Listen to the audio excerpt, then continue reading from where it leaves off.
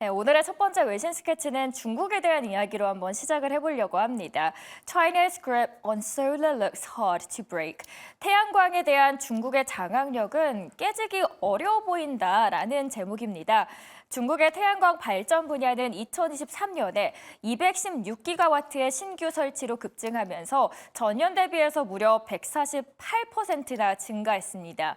중국은 길고 복잡한 태양광 패널 제조 공정의 모든 단계를 지배하게 되었는데 20년에 걸쳐서 구축된 이런 우위의 이유 중 하나는 전기부터 인건비까지 모든 비용이 미국이나 유럽에 비해서도 훨씬 저렴하기 때문입니다. 최근에는 중국의 대규모 태양광 제조 운영이 인재, 공급 업체 생태계를 끌어들이는 이점이 되고 있죠.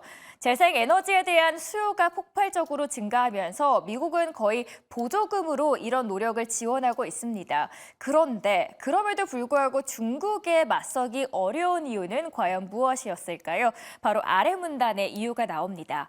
2005년경까지만 해도 폴리실리콘 제조는 미국과 유럽, 일본 기업들이 주도를 해왔습니다.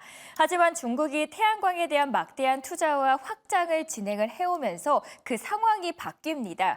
2023년에는 태양광 패널용 실리콘의 약 91%가 중국에서 생산이 될 것으로 예상됩니다. 기하급수적으로 늘어나는 글로벌 추세와 다르게 우리나라 올해 태양광 설치량은 2.5기가와트 안팎에 그칠 것으로 예상이 되고 있다는 점도 함께 참고를 해보시면 좋을 것 같습니다. 첫 번째로는 태양광 이야기로 시작을 해봤고요. 두 번째 이야기 함께 넘어가 보도록 하죠.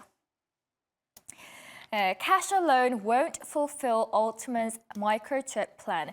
현금만으로는 알트만 마이크로칩의 계획을 달성할 수 없습니다라는 제목입니다.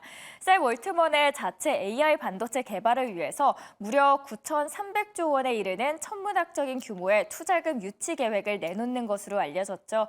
AI 반도체 시장의 절대 강자로 떠오른 엔비디아 의존도를 낮추는 동시에 안정적인 공급망을 확보하기 위해서 이런 빅테크 기업들까지 AI 반도체 개발에 뛰어드는 모습입니다. 여기에다가 샘 얼트먼의 계획은 돈보다 훨씬 더 복잡한 도전에 이런 막대한 자금을 쏟아붓는 것으로 상상을 하고 있습니다. 현재 전 세계에서 AI 시스템을 구동하는 데 사용되는 프로세서를 포함한 이 최첨단 칩을 대량으로 생산할 수 있는 회사는 단 3곳이다라고 언급이 됩니다. 여기 써 있는데요. 대만의 TSMC 그리고 삼성, 인텔이 있습니다. 물론 엔비디아를 비롯한 세계 최대의 칩 회사 중 다수는 칩을 설계를 하지만 생산은 TSMC와 같은 회사에 아웃소싱을 합니다. 그러나 현존하는 가장 복잡한 형태의 제조업에서 성공하기 위한 필요한 요소는 돈만이 아니죠. 새로운 공장을 운영할 엔지니어를 찾고 거기에다가 공장을 채울 기계를 확보하고 이것을 정당화할 충분한 주문을 확보하는 데는 불확실성이 존재한다고 업계 경영진들은 현재 파악을 하고 있습니다.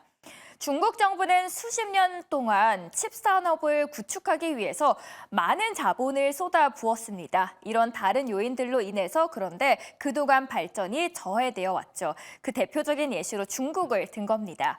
반도체 산업은 자금이 부족하지 않습니다. 중국을 보세요. 중국은 자국 산업에 1,500억 달러 이상을 쏟아부었지만 효과가 없었습니다. 이 근본적인 문제는 이 기술이 엄청나게 어렵다는 겁니다. 라고 시작합니다.